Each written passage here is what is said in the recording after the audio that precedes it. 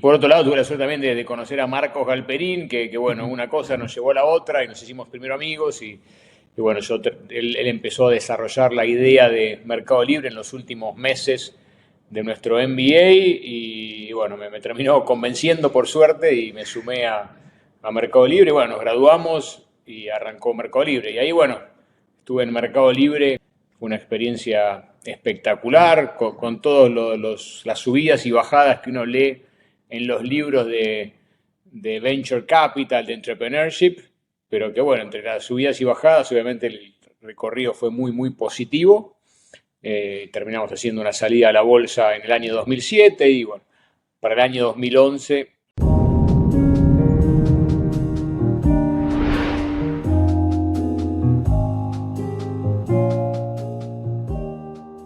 Buenas a todos, bienvenidos a otro episodio de Web Started Startup Sessions. Hoy tengo el honor de presentarles a una persona que no solo es uno de los cofundadores de uno de los e-commerce más grandes de todo lo que es Latinoamérica, sino el cofundador y manager partner de Casec Ventures. Con nosotros, Hernán Casá. Hernán, es un placer para mí tenerte acá. Muchísimas gracias. Gracias, Javier, por la invitación y un placer estar acá con todos ustedes. Muchísimas gracias. Bueno, tenemos un montón de cosas para charlar, sobre todo porque actualmente tuviste una semana muy interesante la semana pasada, así que quería hacer seguramente para mitad de esta charla hacerte doble clic en todo lo que pasó y demás y temas de actualidad. Pero bueno, me gustaría empezar un poquitito con tus inicios, ¿no? Con Hernán, aquel Hernán de los 90, donde empezaste a estudiar, que creo que ahí se lanzaron un montón de cosas, y cómo fueron esos primeros pasos por Mercado Libre. Sí, si querés te hago un raconto muy breve Por de los favor, sí, últimos sí. 30 años, Sí, sí. pero yo estudiaba economía en la UBA Ujú. eh, y primero tuve algunas experiencias más en el lado financiero y como macroeconomista, ¿no? Trabajando en compañías justamente de finanzas Sí. o también en el Ministerio de Economía. Y después de ahí terminé teniendo una linda experiencia en Procter & Gamble, manejando una marca, que en ese momento hacer brand management en esa compañía Ujú. significaba ser el dueño de un negocito dentro de una gran corporación, Sí. ¿no? Entonces te daba un poquito una idea de qué era justamente ser un mini emprendedor, un mini empresario con el apoyo de una gran compañía, ¿no? Ujú. Y esa experiencia la verdad que me gustó mucho y como que gatilló un poco eso que yo ya tenía del sueño de dedicarme más a los negocios, al tema de entrepreneurship. Así que un poco con esa idea me fui a hacer un MBA a Stanford Sí. y tuve la suerte, por un lado, de ir en el momento en el cual Internet se convirtió en un gran producto de consumo masivo. Sí. Hasta ese entonces Internet ya funcionaba, el ARPANET, pero era más algo de ingenieros, de PhDs y con Netscape y un poco toda la revolución que siguió, se transformó en una nueva plataforma para lanzar productos inicialmente de consumo masivo, ¿no? Como fueron los eBays y los Amazons. Sí. Y bueno, después se terminó transformando en algo también mucho más completo, B2B, B2C, y que apalancó después lo que vino con el mobile, etcétera. Pero tuve la suerte de ir justo en ese momento, entonces me permitió estar en el corazón del Silicon Valley cuando muchas cosas estaban pasando y Claro, bueno, sí, sí, sí. viéndolas en primera persona me hizo involucrar en eso de manera directa, era casi obligatorio hacerlo, no podías estar ahí y no meterte en ese mundo. Y por otro lado, tuve la suerte también de conocer a Marcos Galperín, que bueno, Ujú. una cosa nos llevó a la otra y nos hicimos primero amigos y bueno, él empezó a desarrollar la idea de Mercado Libre en los últimos meses de nuestro MBA y bueno, me terminó convenciendo por suerte y me sumé a Mercado Libre. Y bueno, nos graduamos y arrancó Mercado Libre. Y una experiencia espectacular con todas las subidas y bajadas que uno lee en los libros de Venture Capital, de Entrepreneurship, pero que bueno, entre las subidas y bajadas, obviamente el recorrido fue muy positivo. Terminamos haciendo una salida a la bolsa en el año 2007 y bueno, para el año 2011 Ujú. yo salgo de Mercado Libre y junto con Nicolás Secasi, que era el CFO original de Mercado Libre, decidimos arrancar Kasek Ventures, un fondo de venture capital, como los que nosotros habíamos conocido en el Silicon Ah, Valley, ya. Sí, pero como justamente los que nosotros sentíamos que faltaban en la región, ¿no? sí. Así que con eso empezamos nuestra firma, Kasek Ventures, y bueno, también los siguientes 13, 14 años los dediqué a eso. Hoy ya tengo más años como inversor que como Sí, emprendedor. mira, sí, sí. Tenemos 6 fondos lanzados early stage que invierten en etapa temprana, Ujú. semilla, serie A, serie B, inclusive invertimos cuando los emprendedores tienen solo una idea, un PowerPoint, y también tenemos 3 fondos que llamamos Opportunity, que son más late stage para invertir en compañías más maduras. Así que paro ahí un segundo, pero esa es una Sí. breve historia de Hernán en los últimos 30 años. Buenísimo. Tengo algunas preguntitas y algunos comentarios. Yo también estuve en la época, de hecho me acuerdo tener un disquete tenía donde tenía creo que Netscape instalado y algunos drivers porque ni siquiera los sistemas operativos se podían conectar a internet. Y bueno, habrá sido por aquella época, un par de años después, que ustedes arrancaron con todo lo que fue el boom de los .com y demás, donde, bueno, había un montón de dinero también en el mercado y creo que fueron increíblemente visionarios en agarrar todo eso tan temprano. Así que nada, otra vez felicitaciones por todo lo que has hecho. Y bueno, después con Kasek en particular, en 2011 creo que fue el primer fondo que lo intentaron hacer de 50 creo que era, pero después se les terminó creciendo un montón más, ¿no?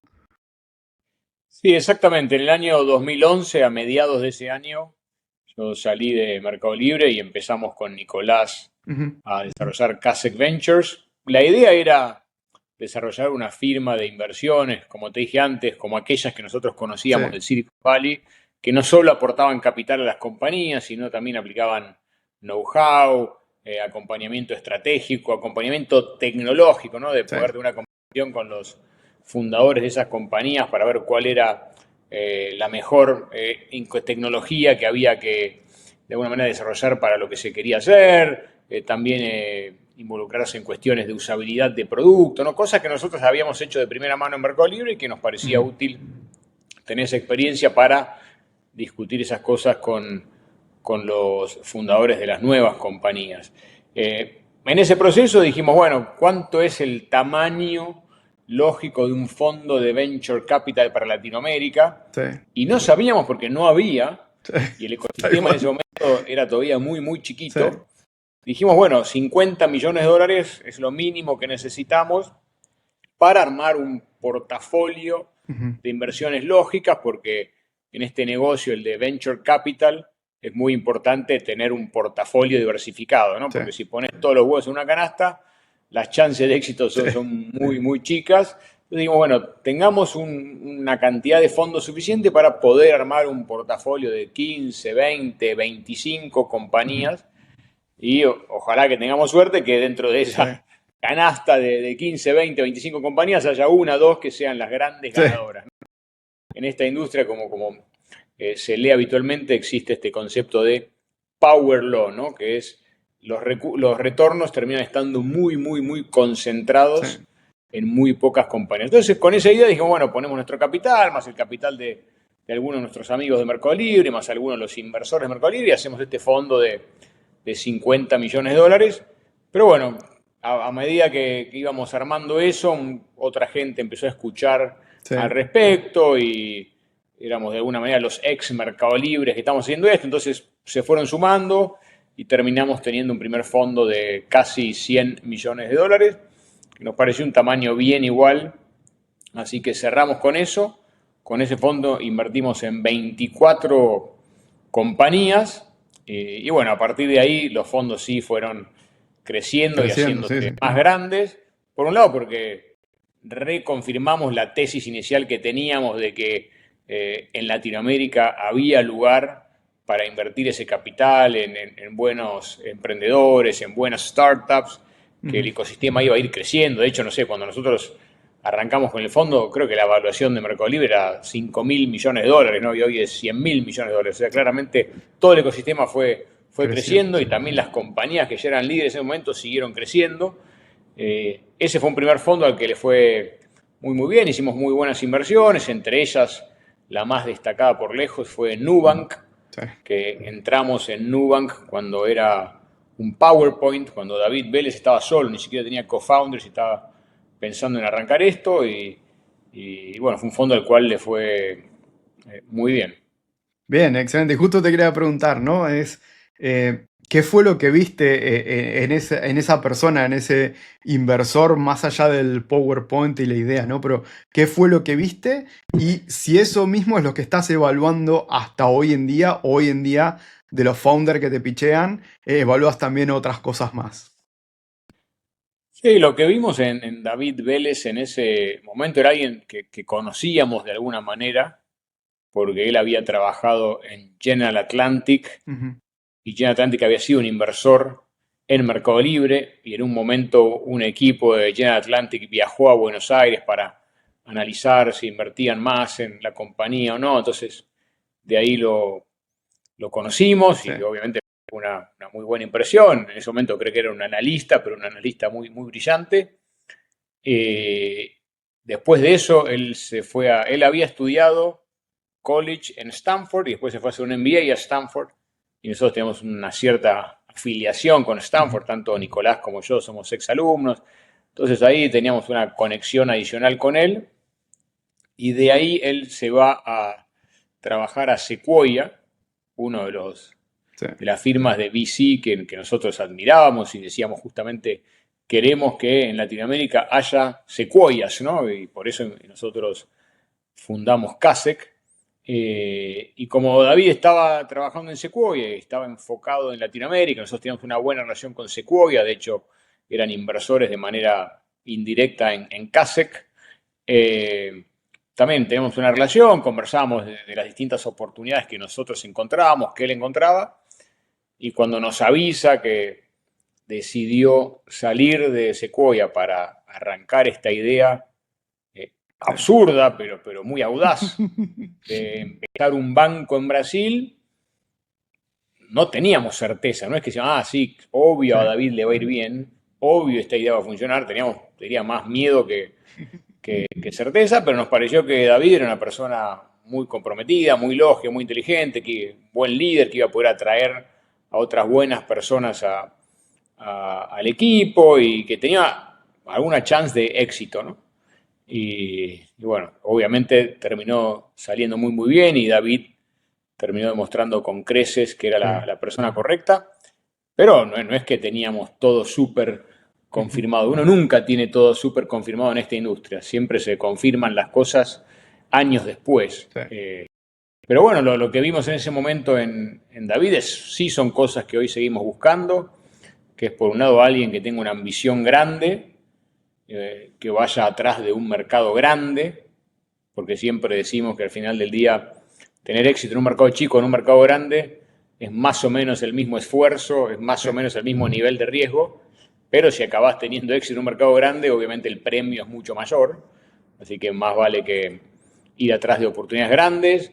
Él tenía esa visión claramente, tenía en claro qué era lo que quería construir, si bien después estas cosas van tomando más forma a medida que van sucediendo, pero tenía una buena idea de qué quería hacer, tenía una buena idea de cuál eran el próximo paso, los próximos 2, 3 pasos que tenía que dar, que es una de las cosas que siempre miramos en las compañías, ¿no? Por un sí. lado, sobre todo cuando son bien tempranas, ¿no? Tener una clara visión de hacia dónde se va y tener muy en claro cuál es la próxima cosa más importante que tengo que resolver. Y David tenía eso, pues como te comenté, alguien muy inteligente, muy comprometido, él quería hacer esto mucho más allá de por el eventual retorno financiero, él quería transformar esta industria, no podía soportar que hubiese una industria financiera tan Sí. ineficiente. Y nos pareció que tenía una capacidad de liderazgo muy buena para sumar a otros inversores a la compañía, sumar a un buen equipo, atraer clientes, atraer socios comerciales. Así que todas esas cosas son las que nosotros buscamos cuando miramos una nueva compañía y evaluamos a ver si invertimos o no. Perfecto. Bueno, y ahora, bueno, ya sé que esos fueron el primer fondo en particular. Hoy en día, ¿por qué número de fondo van? Es el fondo 6 Early Stage y el Ujú. fondo 3 Opportunity. En las últimas 3 vueltas del Early Stage Fund, que fue el fondo Sí. 4, el fondo 5 y el fondo 6, a la vez que levantamos esos fondos para inversiones tempranas, levantamos fondos Opportunity para hacer inversiones más maduras. ¿Estos opportunities son follow-ons de empresas que ya hayan invertido o es un poco más angóstico? No, es una muy buena pregunta. Inicialmente nacieron justamente para eso Ujú. y diría que casi exclusivamente para eso. Sí. Para hacer follow-on de compañías ya más maduras, pero en las cuales nosotros habíamos invertido Ujú. desde el fondo early, del fondo temprano, del Claro. fondo C, Serie A, Serie B. Hoy sigue siendo eso el principal destino de estos fondos, pero también invertimos en compañías que no son de CASEC. Sí. Tal vez hay alguna compañía que por alguna razón tuvo un recorrido distinto al típico de levantar una serie semilla, y una serie A, una serie B, y fueron por otro camino, pero termina estando en un lugar donde son compañías todavía con mucho potencial de Sí. crecimiento, muy enfocadas alrededor de tecnología, porque esa es nuestra columna vertebral, ¿no? Todo lo que hacemos tiene que girar alrededor de la tecnología, que pueden hacer buen uso de capital extra, pero que tal vez en el pasado no levantaron fondos o no Ujú. levantaron fondos de VCs, sino de algún otro tipo de inversor más tradicional. Y encantados de invertir en esas compañías, e inclusive en un par de ocasiones así muy particulares, invertimos ya cuando las compañías eran públicas en Mercado Libre y en Nubank, Mira, sí. porque cuando en el año 2022 todo el mercado se cae, nos pareció que esas dos compañías estaban siendo sobrecastigadas por un mal humor general del mercado, pero que eran negocios que seguían creciendo a tasas de 40, 50, 60%, con una rentabilidad creciente. En ese momento el mercado se puso a mirar de manera muy fina, son o no rentables los negocios, y en ese momento tanto Nubank como Mercado Libre estaban invirtiendo mucho en infraestructura, pero sabíamos que si hacían un par de ajustes y paraban de invertir en eso, iban a poder tener otra vez un negocio con lindos márgenes. Así que invertimos en eso cuando el mercado lo sobrecastigó y bueno, nos terminó saliendo bien porque después Bien. esas compañías recuperaron mucho su valor. Así que sí, el Opportunity Fund, como bien dijiste, principalmente busca invertir en rondas tardías de compañías que ya son parte de nuestro portfolio, pero también hacemos otras cosas con eso. Bien, excelente. Y te iba a preguntar ahora, ¿qué hace distinto CASEC de otros Venture Capital de la región? Y creo que este es uno, ¿no? Creo que estos Opportunity Funds es algo que no lo había visto antes, me parece que está buenísimo, sobre todo porque si me invertiste a mí y me va bien y hay oportunidad, creo que justamente seguís ayudando a la empresa, es una manera de ayudar a tener el porcentaje para no diluirse tanto, así que creo que está perfecto. Pero, ¿qué otra cosa hace CASEC que es distinto? Y en particular, por ahí mi pregunta va, es su relación con las startups en las que invierten.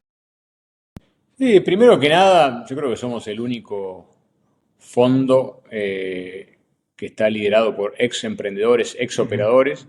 Obviamente empezamos Nicolás y yo, pero rápidamente se sumó un equipo, pero ese equipo tiene la misma experiencia y sobre todo la misma convicción de ayudar desde el hacer, ¿no? Ayudar Sí. desde la teoría, ¿no?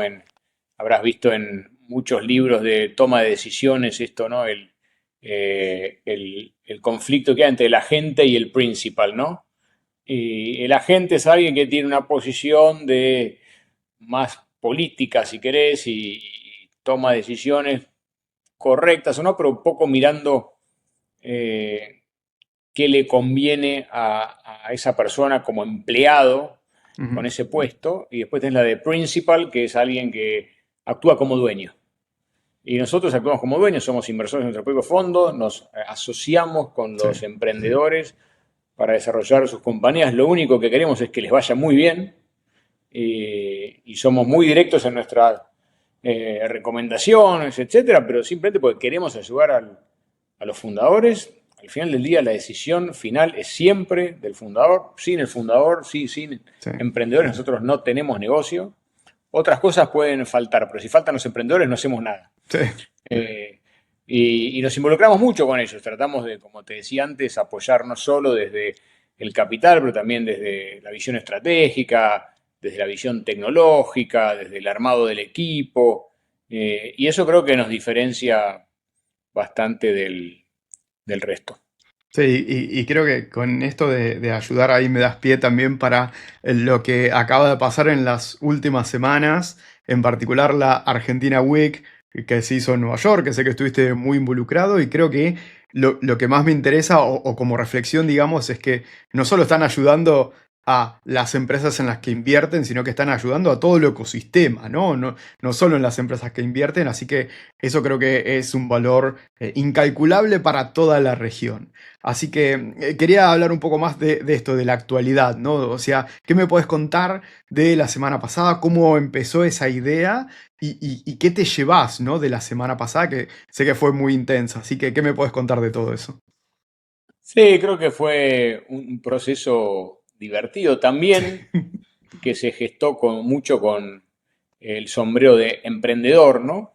Ujú. Pero hace menos de un año fui al Brasil Week en Nueva York, que es un evento que Brasil hace desde hace décadas. Sí. No importa quién esté en el gobierno, no importa cuál sea el humor de los mercados en ese año, en ese momento, la vienen Se hace. haciendo de manera consistente y es una manera de forzar una conexión entre los empresarios brasileros con el mercado de capitales global, también de llevar a los políticos para que entiendan un poco cómo funciona ese ecosistema.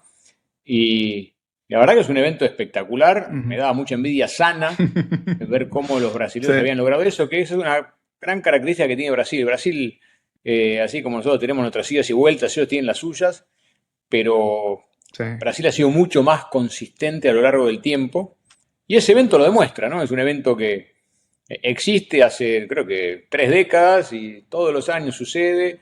Habrá algún año que tiene una visión un poquito más hacia un lado, una visión un poquito más hacia el otro, pero sucede y reúne a la mayoría de los actores relevantes de la economía Ujú. brasilera con el mundo de inversores internacionales. Así que fui a ese evento y me encontré con Alec Oxenford, que actualmente es el embajador argentino Ujú. en Washington, pero llamativamente había sido uno de nuestros competidores en el pasado. Sí. Cuando nosotros empezamos Mercado Libre teníamos un Boca River que era entre Mercado Libre y de Remate, y bueno, Alec era uno de los Ujú. fundadores y el CEO de Remate, así que teníamos una pelea muy, muy dura. Nosotros terminamos Sí. comprando de Remate y nos terminamos haciendo amigos, buenos amigos de Alec. Alec siguió una carrera muy exitosa como emprendedor, pero me lo encontré ahí Ujú. y él me dijo un poco la misma reacción que yo tenía, es, mirá lo que hacen los brasileros, está espectacular este Claro. Sí, evento, sí, sí. ¿por qué no hacemos algo parecido para Argentina? Y bueno, yo le dije, mirá, si vos tenés ganas y lo Sí. empujás de la embajada, yo me sumo y me anoto. Y ahí rápidamente se sumó Facundo Gómez Minujín de JP Morgan y Sebastián Loquetec de Bank of America. Y estuvo genial porque ellos Qué bueno. aportaron mucho, Sí. entre ellos, entre esas cosas, los edificios, ¿no? Y los auditorios que tienen para poder hacer el evento.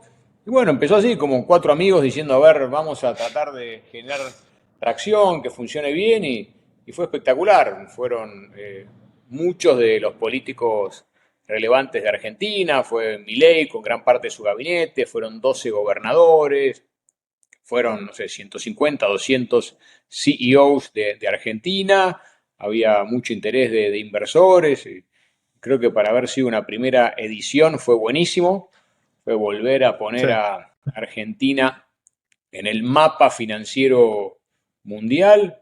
Obviamente es un granito de arena de muchos otros que tienen que pasar, pero Creo que el neto fue muy positivo y nuestro involucramiento no fue por CASEC y vamos a traer grandes inversiones propias a nuestro Ujú. fondo por esto, sino que nos pareció que era algo donde podíamos ayudar a Argentina principalmente. Sí, es lo que comentaba antes, que muchas gracias por eso, ¿no? Porque no solamente ayudan a las empresas de ustedes, ¿no? Están ayudando a todo el ecosistema y por lo que pude leer y demás, o sea, hay compromisos de inversión muy grandes luego de esto, ¿no? Con lo cual creo que vos decís que es un granito de arena y que falta más y estoy totalmente de acuerdo, pero no fue un solo granito de arena, fue un montón y con muchas promesas de inversión y de crecimiento en la región.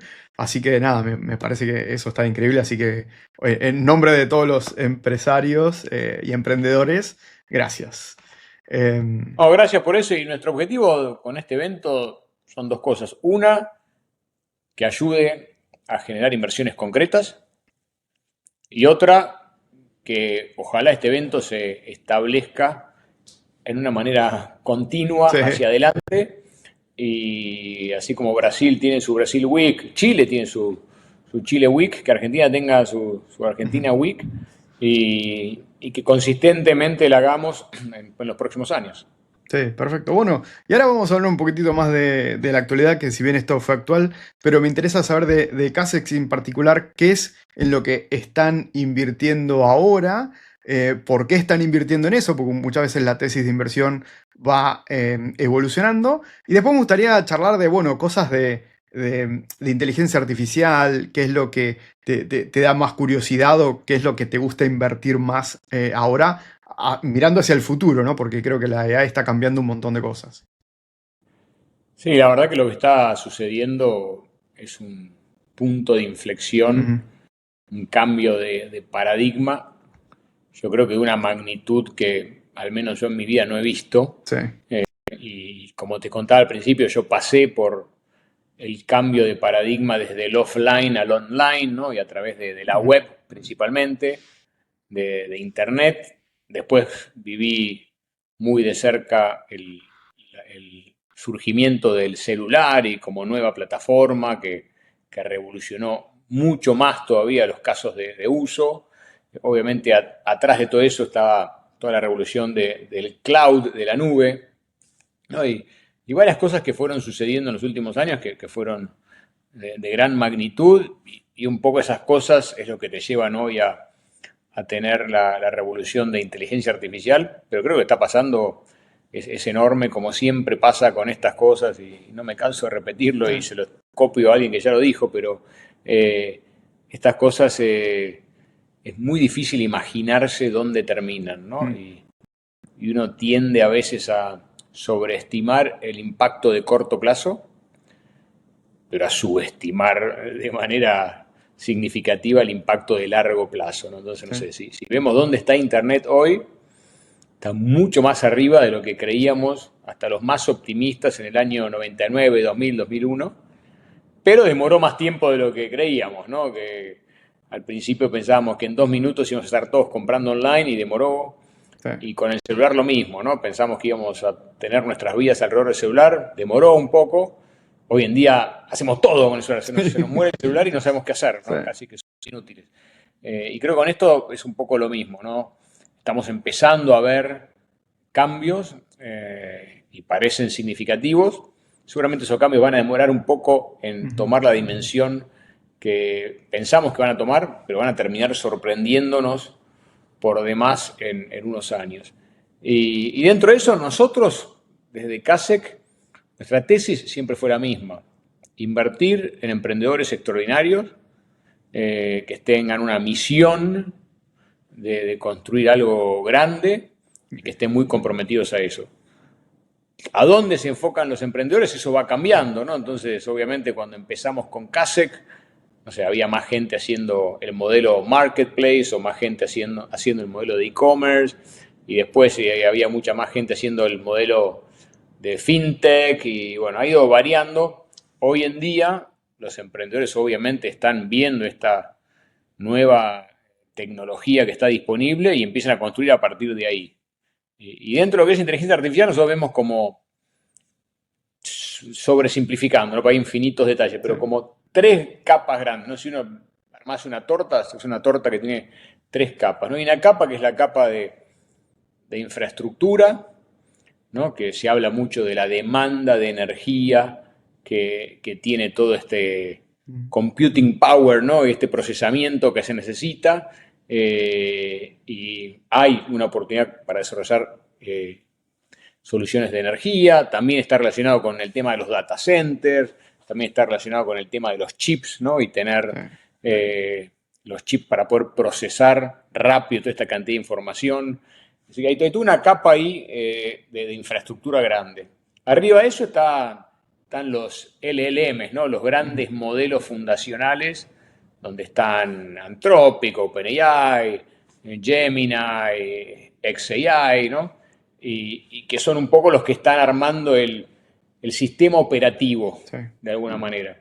Y arriba de eso está lo que se llama el application layer, que es, no sé, como cuando sucedió la revolución del mobile, tenías iOS y tenías Android, bueno, y arriba de eso se generan un montón de aplicaciones. Nosotros desde CASEC creemos que la batalla de los modelos fundacionales no es una batalla latinoamericana, es una batalla más, diría, muy concentrada en Estados Unidos y sobre todo en San Francisco, en el Bay Area, en el Silicon Valley, algo obviamente también en China, y por ahora no mucho más. ¿Por qué? Porque se necesita un talento muy particular para desarrollar, es una cantidad de capital enorme. Me parece que es un juego que es difícil jugarlo desde Latinoamérica.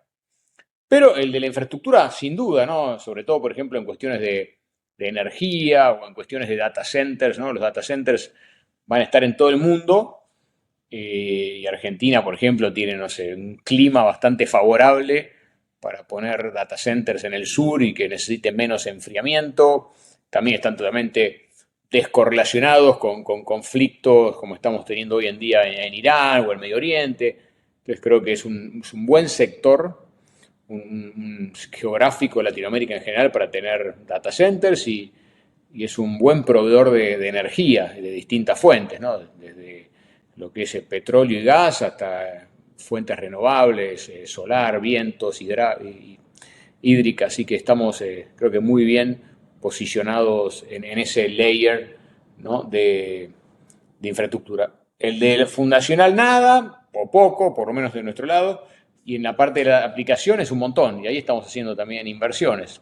Y ahí el gran desafío es encontrar cuáles son esas aplicaciones que logran construir una ventaja competitiva en el largo plazo y cuáles son las que son una muy buena solución, pero terminan siendo más una funcionalidad que una compañía en sí. Sí, tal cual, y una de las cosas que, bueno, yo de vez en cuando invierto y una de las cosas que suelo fijarme es esto, ¿no? Es de la aplicación que querés hacer, básicamente si vas a terminar siendo algo que un LLM va a poder implementar de forma muy fácil porque simplemente sos un prompt tuneado o si realmente tenés algún diferencial que no es tan sencillo que un competidor aparezca el día de mañana, ¿no? Así que es una de las cosas que creo que están relacionadas ahí con lo que venías comentando. Es exactamente lo que estás diciendo, ¿no? Qué cosas son distintas, que necesitan un entendimiento distinto, un acceso a información distinta, alguna conectividad con algo distinta, versus aprovechar antes que otros algo que ya está disponible.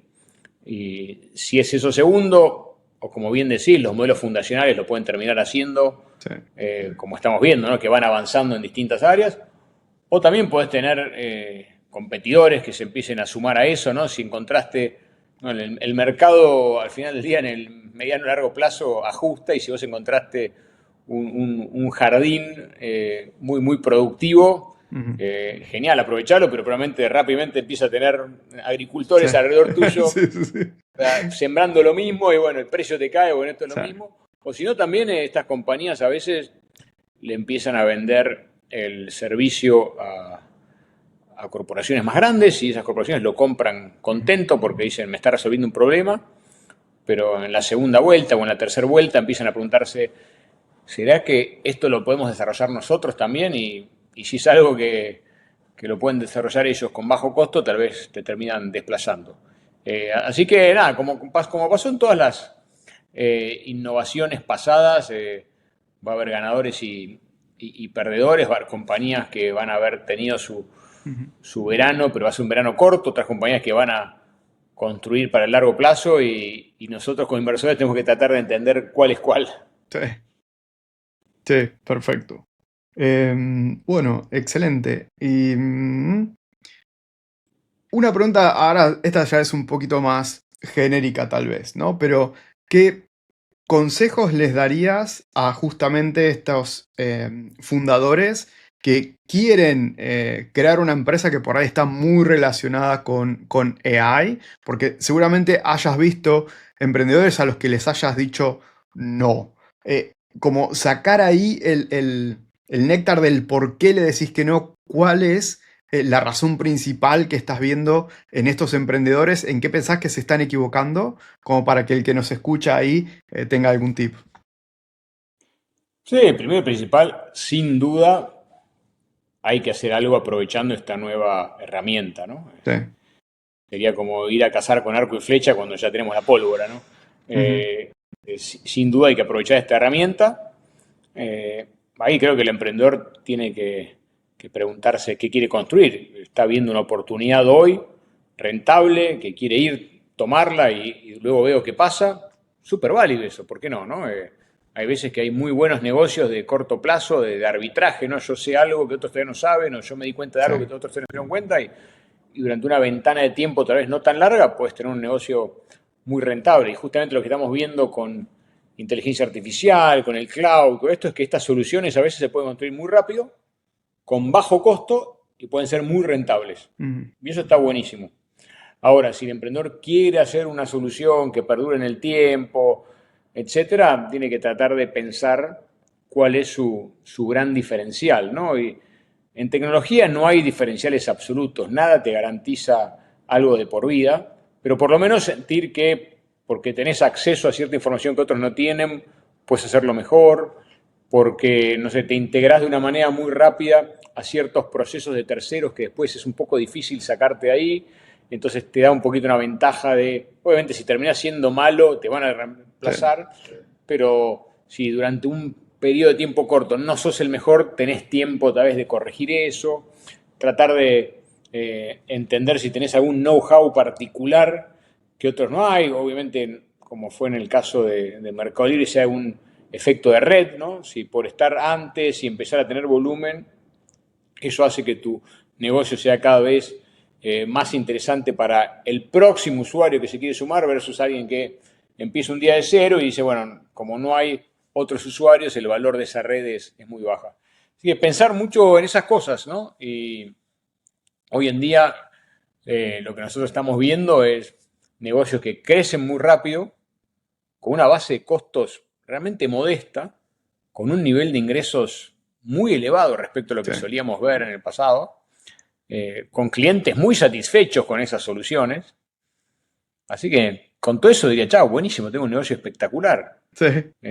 El problema es que a veces eso viene con barreras de entrada muy bajas, ¿no? Entonces, tenés eso, es un verano muy rentable, con Ujú. clima espectacular, pero después te viene la El tormenta. invierno y sí, sí, sí, sí.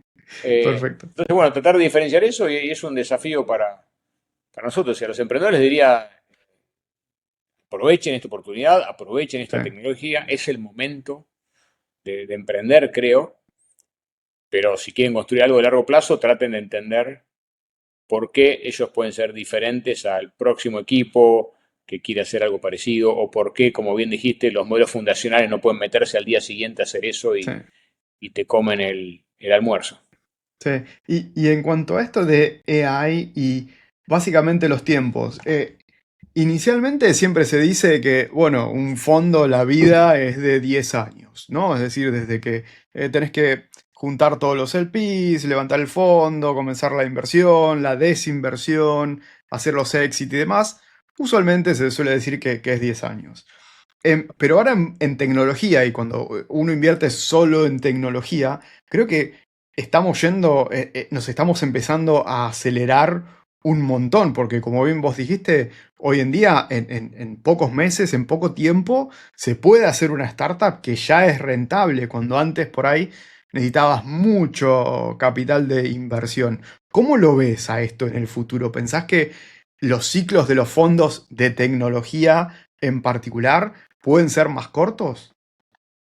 Es interesante cómo planteas la pregunta, porque creo que hay como dos fuerzas que Ujú. están sucediendo al mismo tiempo y un poco contrapuestas entre sí. Sí, Por un lado tenés lo que vos comentás, que es las compañías hoy pueden escalar más rápido, necesitan menos recursos que antes, se hacen parte de por qué existe Venture Capital, es porque las compañías de tecnología en general tenían que invertir durante bastante tiempo sí, antes de poder ver la luz al final del túnel, porque construir la estructura para atender un cliente era casi el mismo costo que construir la estructura para atender 100.000 clientes, ¿no? Entonces, vos necesitabas armar esa estructura para 100.000 ujú, clientes, pero resulta que tenías un cliente, 10 clientes, 100 clientes, 1.000 clientes, entonces tardabas un poquito hasta pasar, exacto. ¿no? Sí, Los 100.000 clientes y después a partir de ahí eras muy, muy rentable, ¿no? Las economías de escala en ujú, tecnología solían ser espectaculares,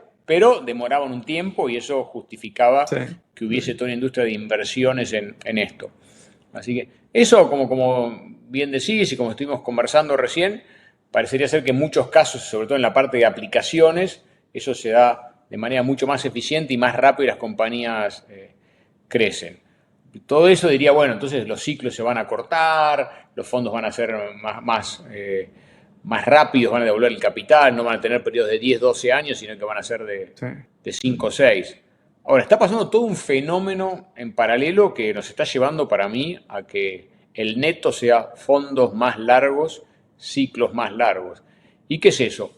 Por un lado, ciertos modelos están siendo muy demandantes de capital, ¿no? Y no sé si escuchamos las rondas que levanta OpenAI, Sí, sí, son sí, sí. monstruosas, ¿no? Sí, sí, sí. Y todo eso a partir de un burn gigante, que está bien, son inversiones que ellos creen que se justifican y que en el largo plazo se van a pagar, pero hoy en día OpenAI no es un negocio rentable. Anthropic, que es una compañía que parece ser un poco más ágil y que aprendió un poco a crear una estructura más liviana, aún así sigue perdiendo dinero. Y no, tal vez el año que viene gane, pero...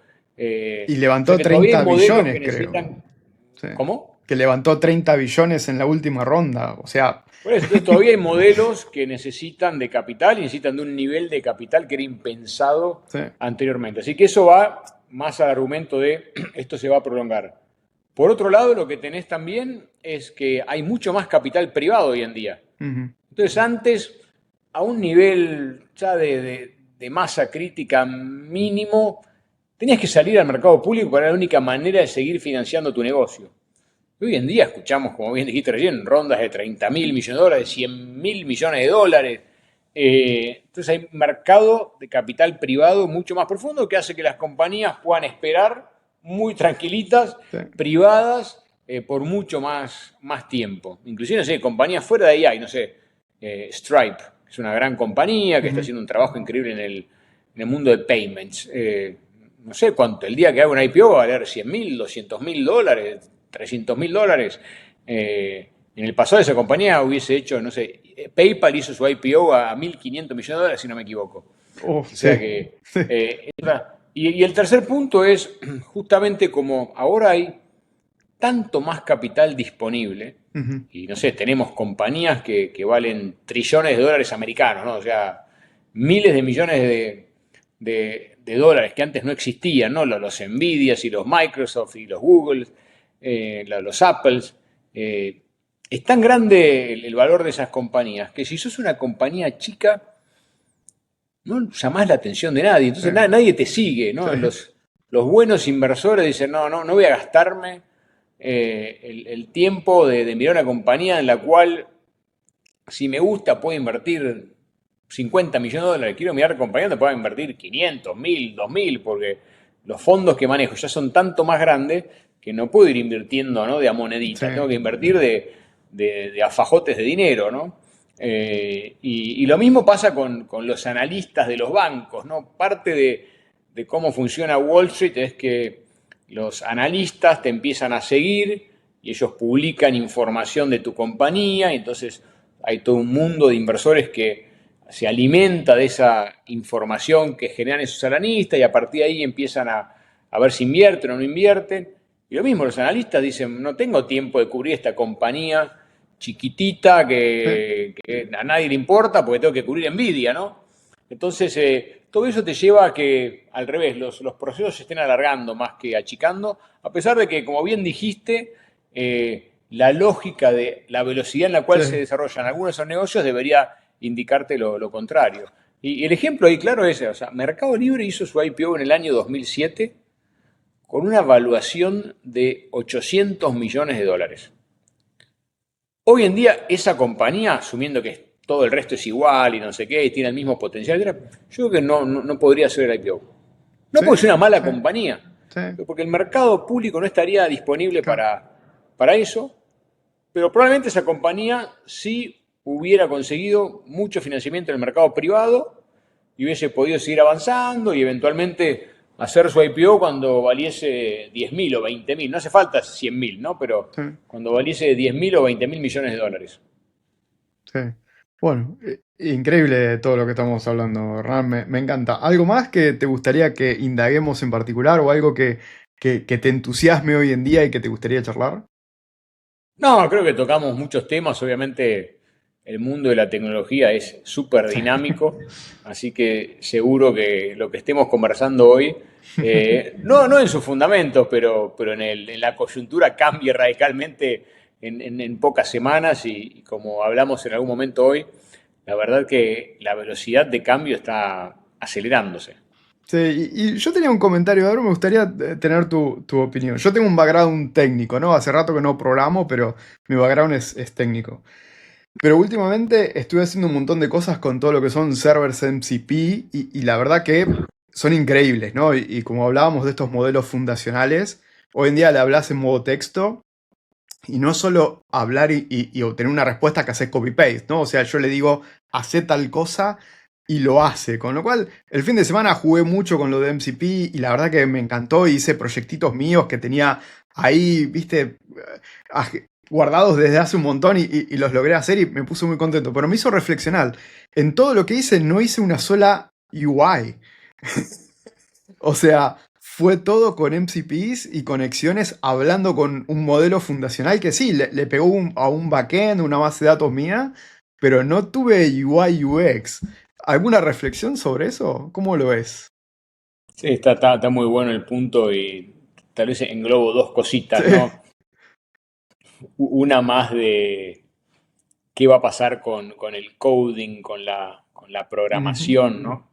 Y hablaba con algunos amigos y decían, durante los últimos 20 años fue la venganza de los nerds, porque realmente los buenos programadores dominaron el mundo. sí, Eh, y había uno que me decía, bueno, ahora es la venganza del vendedor de autos usados, ¿viste? Porque ahora como que si tenés habilidades comerciales, etcétera, todavía parece sí, que sobrevivís, pero el coding se termina haciendo algo que, como bien decías, hablas sí, con un modelo y el modelo te genera lo que querés.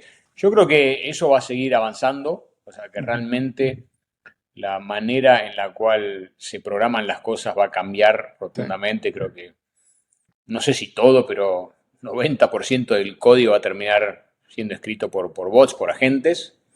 Eh, Ahora, los buenos programadores van a saber mucho mejor qué pedirle, ¿no? claro. ¿Y cómo? Sí, sí, sí, Cómo estructurarlo, sí, cómo, entonces me parece que ese conocimiento de cómo funcionan las cosas por abajo te permite poder hacer un prompt mucho más sí, refinado y tener un resultado mejor, ¿no?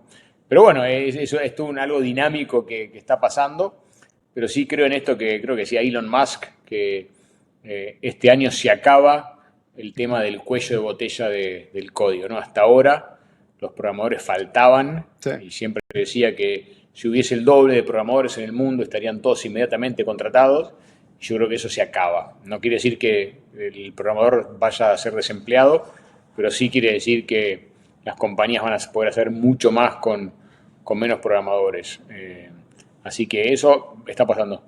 Lo que planteas del UI, del UX, es súper interesante porque creo que justamente todo lo que pasó desde los modelos Ujú. fundacionales fue muy empujado por ingenieros, ¿no? Por Sí, desarrolladores de software más, tal vez back-end, y nadie se enfocó demasiado todavía en el front-end. Yo siempre pienso que si Steve Jobs hoy estuviese vivo, o sea, se agarraría la cabeza, pues dice, qué malas interfaces de usuarios que sí, tienen estos modelos, ¿no? Son geniales sí, los modelos, son increíbles y van a cambiar muchísimas cosas, pero son malas todavía, ¿no? sí. Inclusive, no sé, OpenAI, que es el que trató de ser un poquito más cercano al consumidor, si lo agarrás a Steve Jobs, seguramente te inventaría algo mucho mejor, ¿no? Y está por ver como yo creo que por un lado va a venir una nueva onda de desarrollo UX, UI en general, pero también está la pregunta en el aire de cómo va a hacer eso. ¿Vamos a interactuar a través de una pantalla, Sí. a través de la voz y nada más? No sé, nos meterán un chip de Neuralink en la cabeza, Sí. entonces directamente sentiremos y haremos cosas, pero desde el cerebro, sin que haya una interfase de hardware más allá de ese chip. No lo tengo claro todavía. Yo creo que seguimos siendo muy visuales, Sí. que vamos a necesitar ver algo. Si, no sé, quiero decidir un viaje y voy a necesitar ver fotos, ¿no? O videos. Si quiero comprar algo, voy a necesitar ver fotos. Y tal vez me encanta que me lean y escuchar audios, pero tal vez también quiero leer. Yo creo que la lectura tiene otro tipo de input en el cerebro para grabar ciertos Ujú. conocimientos. Entonces, seguramente habrá alguna nueva interfase que sea un poco híbrida, que mezcle distintas cosas, pero no sé bien cuál es todavía. Es una de las grandes Sí. preguntas que han abierto, por lo menos yo no tengo la respuesta todavía. Sí, porque justamente esa es mi reflexión, ¿no? O sea, sí, si quiero ver fotos de mi familia y demás, necesito ver la parte visual, pero toda la interfaz de tener un combo, scrollear, ir a... Yo la verdad que no hice nada, o sea, todo con MCPs, haciéndole preguntas o hablándole a la compu y obtuve el resultado, como que me hizo pensar también. Y lo que hablabas de la parte de los desarrolladores y demás, yo siempre dije, bueno, sí, pero la verdad que cuando vos tenés un sistema grande, armado, pesado, monolítico, que es enorme, la verdad que la AI hace agua ahí por todos lados, ¿no? Pero a la vez digo, para, el día de mañana por ahí me pueden vender un pedacito de hardware que yo lo enchufo y que eso procesa local todo, porque hoy en día justamente la parte de chips, de infraestructura que vos decías, se está invirtiendo mucho ahí. Yo he visto demos de cosas que le pones un libro, apretás enter y te responde lo que quieras en cuestión de milisegundos, que es increíble, ¿no? Entonces digo, pará, pero tal vez ese problema se va a poder solucionar. Y no solo eso, sino que el día de mañana tal vez hasta se puede rehacer absolutamente todo lo que tardaste 10 15 años en hacer en un software de forma más rápida. Obviamente que no estamos ahí hoy en día porque le falta un montón a la de ahí, ¿no? Pero de acá a 2, 5 años es como que sí, ¿no? Podemos bien imaginarnos, como decías vos, todo lo que se viene, ¿no? Totalmente de acuerdo. Así que bueno, Hernán, no te quiero robar más tiempo.